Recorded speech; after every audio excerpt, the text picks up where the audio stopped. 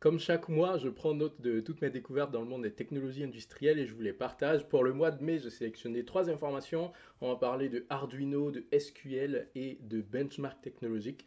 Tout de suite, on commence avec Arduino, information intéressante qui est parue le 6 mai, je crois.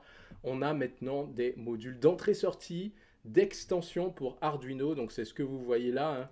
Ils ont réussi à étendre la gamme. Au départ, ça a commencé avec le module PLC Automate Arduino Opta, donc basé sur l'écosystème Arduino que pas mal de gens connaissent, notamment ceux qui viennent du monde de l'embarqué. Et maintenant, on a la possibilité de rajouter plus de signaux d'entrée-sortie et même des signaux analogiques, ce qui est pas mal. Et ça va permettre de pouvoir aller plus loin dans le développement. Je pense que c'est un bon positionnement de la part de Arduino qui est pas mal connu déjà par beaucoup d'ingénieurs, surtout ceux qui sortent d'école les plus jeunes, on va dire. Et donc, ça permet d'initier un petit peu à l'environnement industriel tout en restant sur une plateforme connue. Donc, n'hésitez pas à regarder. Là, je vous ai mis le lien dans la description. Deuxième actualité intéressante pour ceux qui s'intéressent au SQL, donc de base de données, eh ben, vous avez ce site-là qui a été mis en place par quelqu'un qui s'appelle Greg Wilson. Je vous inviterai à regarder un petit peu sa page. C'est une page qui est publique, hein, sur GitHub.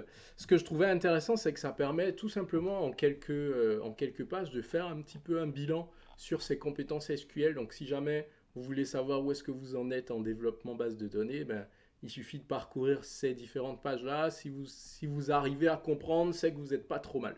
Sinon, ben, il vous donne un petit guide, hein, pour on va dire, augmenter vos capacités en base de données en SQL, et c'est ouvert à tout le monde. De toute façon, aujourd'hui, les bases de données, la data de manière générale, c'est quelque chose que tout le monde doit connaître au moins un petit peu. Donc n'hésitez pas à jeter un œil à ça. Je trouve que c'est un bon résumé sans aller dans les choses trop compliquées.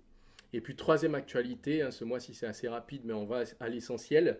Cette page GitHub, là, je trouve, fait un bon benchmark des systèmes OT, donc technologie opérationnelle, notamment sur les critères d'ouverture et de DevOps, donc en termes de méthodologie de développement, avec une liste de plateformes des plus anciennes aux plus récentes. Et comme par hasard, vous allez retrouver beaucoup de noms que j'arrête pas de citer sur cette chaîne-là, notamment Code6, Bekoff, Bosch Rexroth, Arduino PLC, Siemens Simatic AX, et j'en passe. Et toute cette plateforme-là, en fait, qui coche un certain nombre de critères, je trouve ça intéressant. C'est un benchmark qui est fait par le SASE. Vous irez regarder ce à quoi ça correspond, un Society of Automation Software Engineers.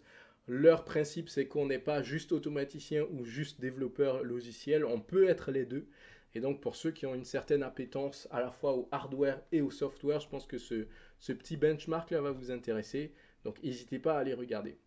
Voilà, c'était rapide pour ce mois-là, mais je trouve qu'on va à l'essentiel. Trois actualités intéressantes pour ceux qui s'intéressent aux technologies industrielles. N'hésitez pas à vous abonner à la chaîne. Vous avez les actualités des mois précédents si vous voulez refaire un bilan de tout ce qui s'est passé dans les derniers mois, dans la dernière année en termes de techno. Et puis on se retrouve, ben, mardi prochain, comme tous les mardis soirs. Portez-vous bien.